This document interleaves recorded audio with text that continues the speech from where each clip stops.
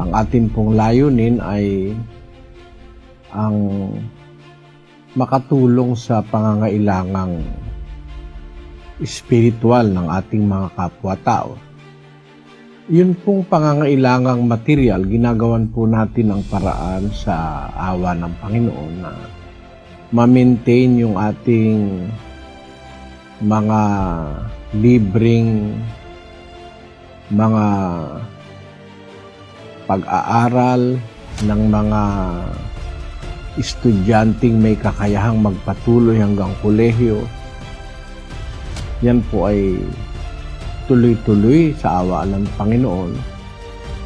At yun ding ating mga kawang-gawang ginagawa para sa mga babaeng bao, mga ulila, tuloy-tuloy po yun.